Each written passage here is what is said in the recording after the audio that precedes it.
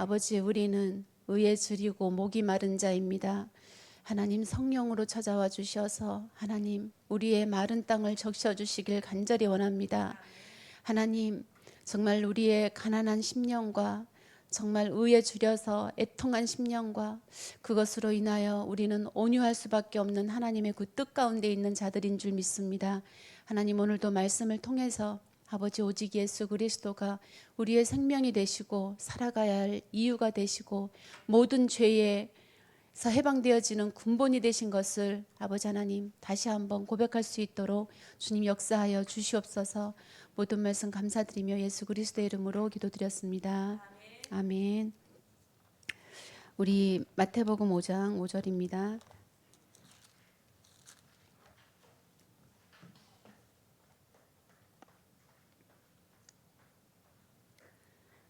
함께 봉독하겠습니다. 온유한 자는 복이 있나니 그들이 땅을 기업으로 받을 것이며. 아멘. 지금 저희가 산상순에 대해서 계속 말씀을 받아가고 있는데요. 이제 그 목사님께서 이 산상순을 구약으로 돌아가서 해석해야 된다는 말씀을 하셨거든요. 이 말씀이 정말 중요한 말씀이더라고요. 이 하나님께서 우리에게 율법을 주셨는데 그 율법을 우리가 어떻게 해석하고 율법을 가지고 우리가 어떻게 나아가야 될 건지, 그 이스라엘 백성들도 보면 이 율법 때문에 죄가 드러나고 율법 때문에 하나님 앞에 죄를 지어서 그 고난 속에서 이렇게 만들어가고 또 이렇게 인도받잖아요. 그랬던 것처럼, 그리고 제사를 드릴 수밖에 없는 우리들의 죄, 이게 제사를 그러니까 왜 드리는지에 대해서 하나님께서 그거에 대한 해답으로 주시는 게 이 산상수훈 같아요. 그래서 세 번째, 온유한 자는 복이 있나니 땅을 기업으로 받을 것이며.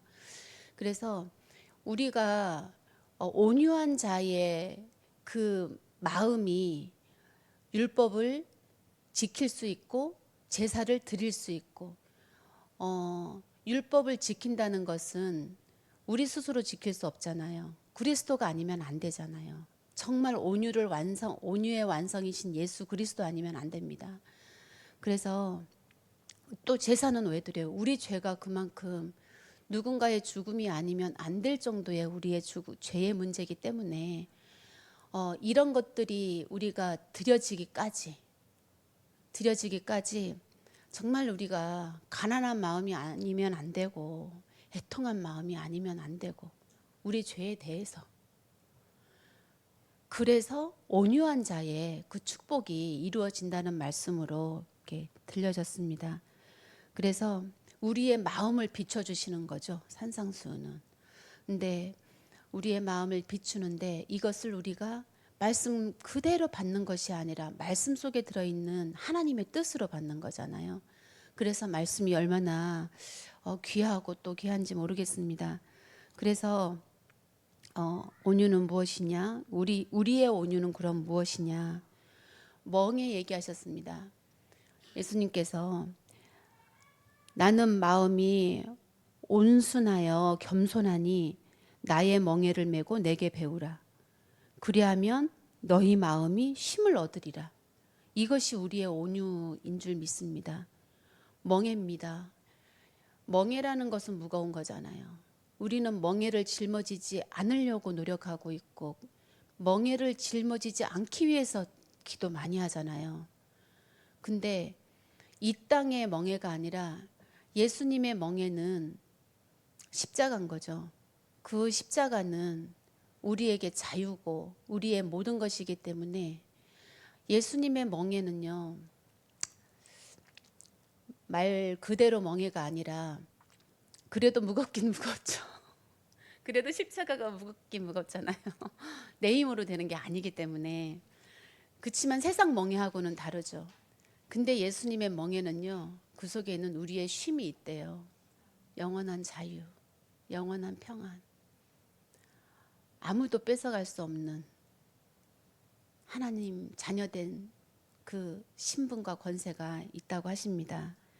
그래서 이 멍에는 예수 그리스도와 같은 말을 가지고 움직이는 그 예수님의 뜻을 가지고 우리가 함께 걸어가는 것, 함께 살아가는 것, 그것으로 말씀하셨습니다.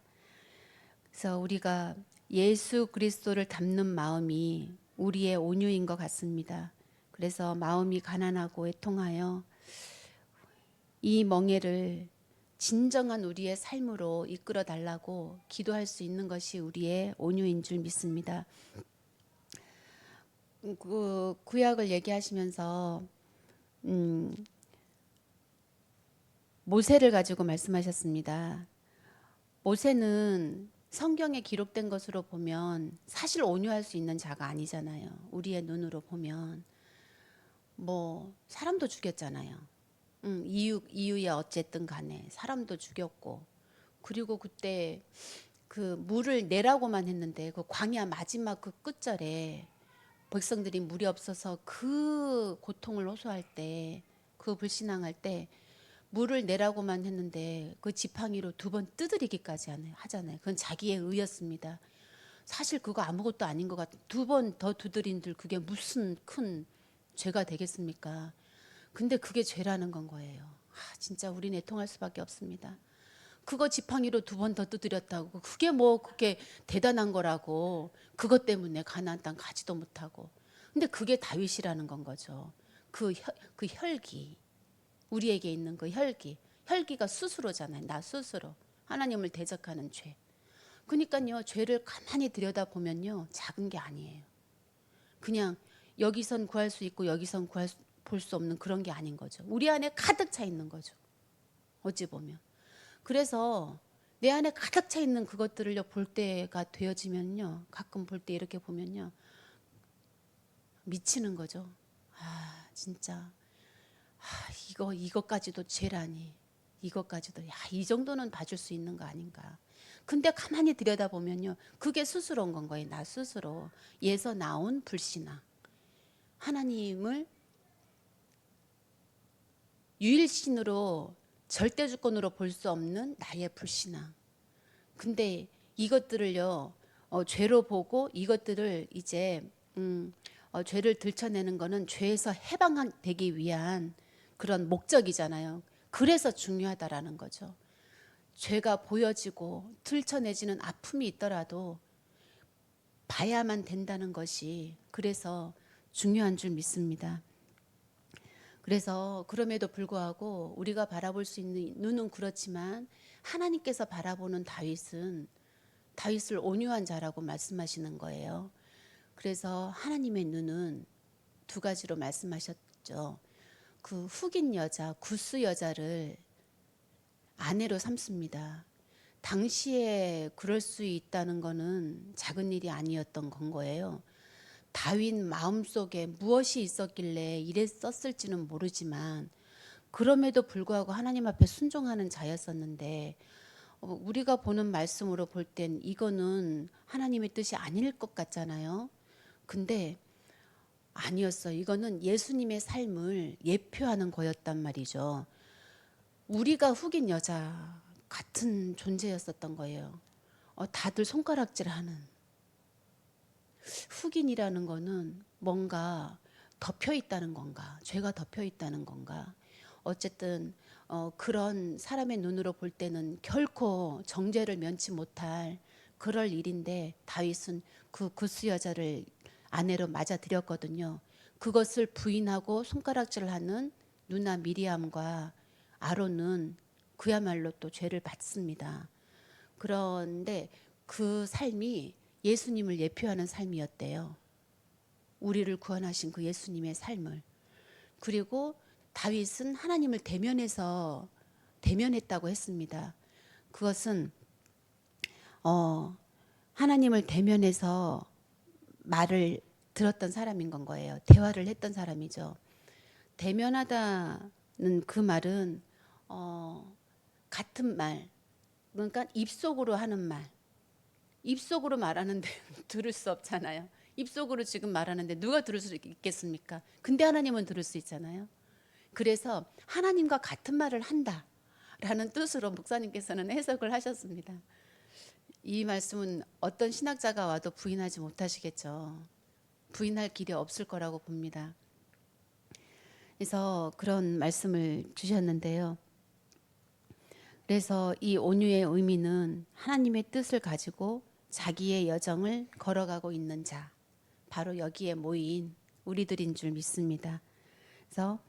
그래서 모세는 그 온유를 다 이루신 예수 그리스도의 모습으로 걸어가는 그것을 보고 예수님께서는 온유하다고 말씀하셨습니다.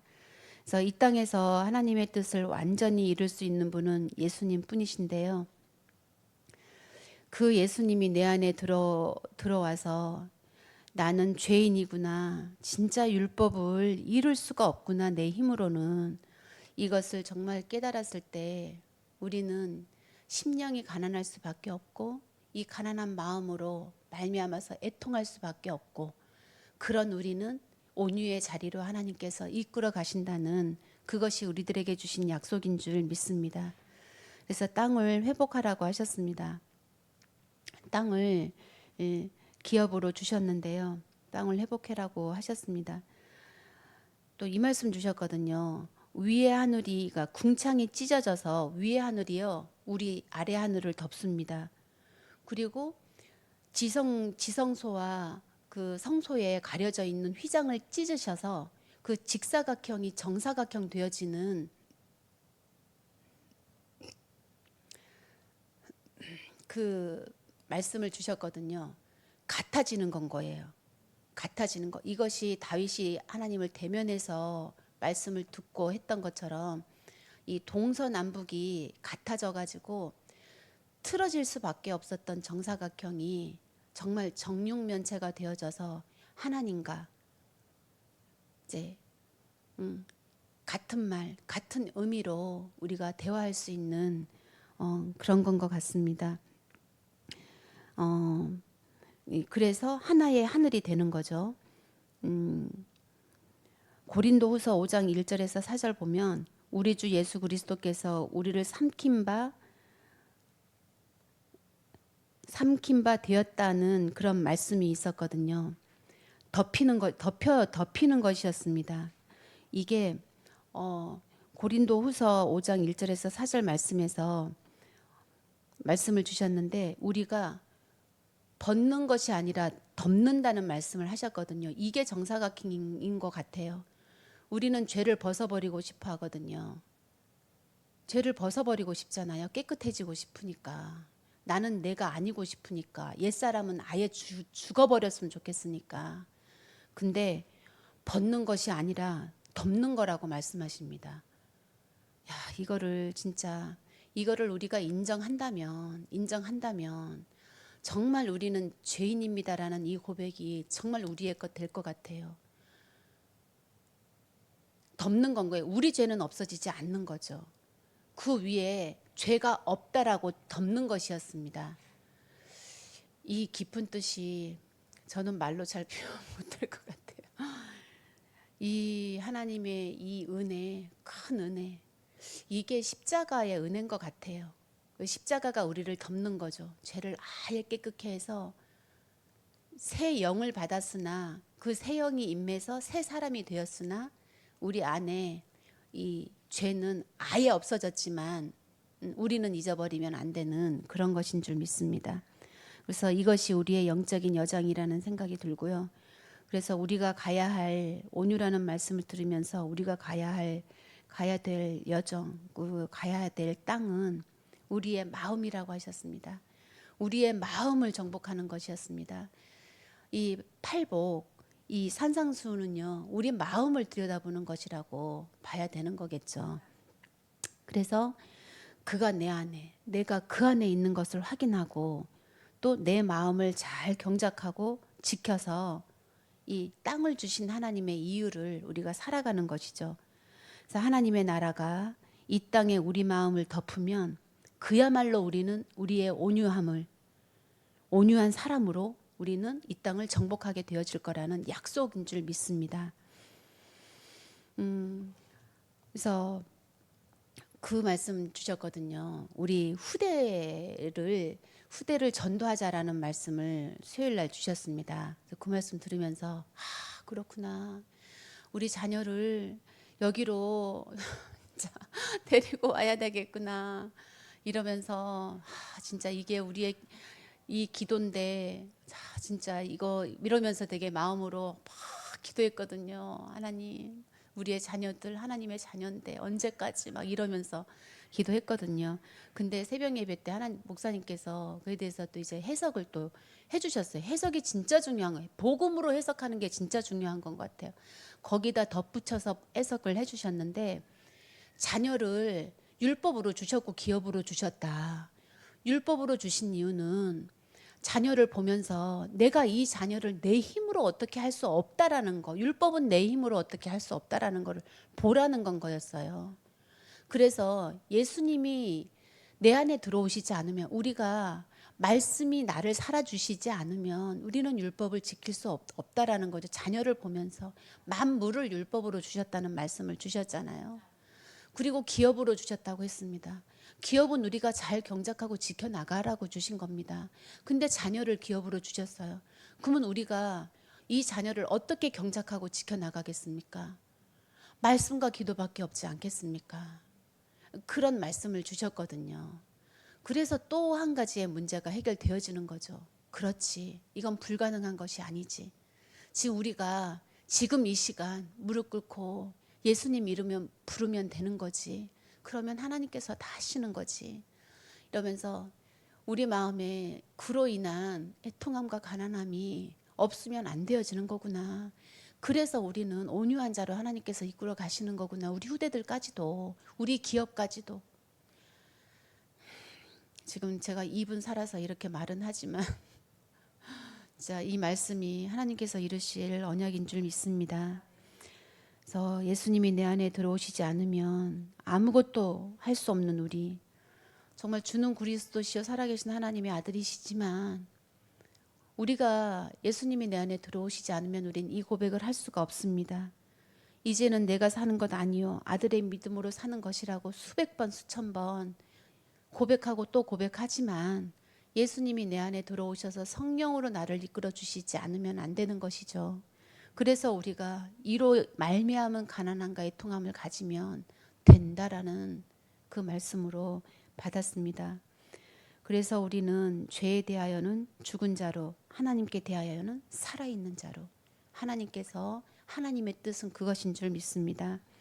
그래서 우리가 진짜 한번 묵상해 봐야 될 것은 우리가 하나님의 자녀라는 것이 얼마나 큰 은혜인지, 그리고 우리가 하나님의 자녀라는 것이 얼마나 큰 기적 중에 기적인지, 이것을 깨닫는다면 정말로 하나님께서 항상 기뻐하라, 쉬지 말고 기도하라, 범사에 감사하라 하신 그 말씀이 이루어질 것 같아요. 내 마음속에. 그래서 우리가 이 말씀으로 정말 승리하기를 원합니다. 그래서 우리가 열방 선교 재단도 지금 이루어가고 있는데요. 정말 우리 전사님 얘기하신 것처럼, 목사님 얘기하신 것처럼 정말 이 선교 재단을 통해서 하나님께서 어떻게 이끌어 가실지 우리가 이것 가지고도 정말 선교에 대해서 한 번 더 묵상해 보는 그런 시간이 있었으면 좋겠고, 또 우리 후대들을 바라보면서 사실 우리가 손 놓고 있는 것 같지만 손 놓고 있는 건 아니잖아요. 사실은. 네, 이거를 더 깊이 묵상하면서 말씀으로 따라갔으면 좋겠습니다. 그래서 오늘 또 쓸데없는 얘기인데 말씀 다 하니까 편안하게 얘기할 수 있을 것 같은데, 제가 어제 진짜 채를 너무 여러 번 했던 것이 한꺼번에 와가지고 진짜 죽다 살았거든요. 오늘 새벽에도 옷 입었다가 벗었어요. 갑자기 힘이 떨어지면서 막 춥고 열도 나는 것 같고 해가지고 그렇게 했는데, 오늘 선교사님이 저 데리고 한의원 어디 그 한의원 거기 다 데려다 주셨거든요. 그래서 그런 은혜를 또 입고 했는데, 어쨌든 그 두 분 보면서 그게 느껴지더라고요. 아, 하나님께서는 여러 가지로 일하시는구나. 그분들 보면서 이분들이 하신 일이 그런 거 아닌가 싶더라고. 저한테 허락도 안 받고 오셨어요. 제가 괜찮다고 했는데도 오시더라고요. 그래서 그분들의 그 사역에 그 방향이 그런 건 아닌가 싶은 생각이 들더라고요. 그러면서 이거 배워야 되겠다. 이런 거는 배워야 되겠구나. 이제 그런 생각이 들었거든요. 예, 그러면서 우리가 하나하나 뭐 굽할 거 뭐 있습니까? 되는 데까지 하는 거죠. 하나하나 그렇게 우리가 온유한 자로 지어져 나가고 정말로 율법과 기업을 잘 경작하고 지키고 말씀으로 또 순종으로 그 사모님 저한테 기도해 주실 때 그 평안을 위해 나의 평안을 위해서 그리고 평안을 위해서 그리고 또 순종할 수 있는 하나님의 자녀되게 기도해 주셨거든요, 사모님이. 그래서 그걸 저희 언약으로 받았습니다. 예, 저에게 필요한 말씀이더라고요. 그래서 언약으로 받았는데 모든 것들이 율법과 기업을 경작해 나가듯이 우리의 삶이 그렇게 온유함으로 지어져 나가는 또 얼마 남지 않은 몇 시간 이 한 주간도 그렇게 되어지길 간절히 원합니다. 기도하고 마치겠습니다. 하나님 감사합니다. 하나님의 기업으로 우리를 만들어 가시겠다고 약속해 주시니 감사합니다. 하나님께서 주신 율법이 우리에게는 너무나 버겁고 사실은 무겁습니다. 자녀도 남편도 기업도 사실은 너무나 무거운 기업입니다.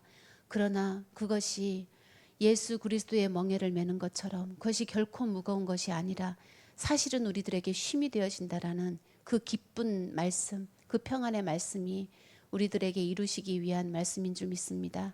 하나님, 이 말씀이 정말 하나님의 언약으로 주님 우리들에게 이루어져서 어떤 힘든 과정 속에서도 말씀으로 승리하기를 주님 간절히 원합니다.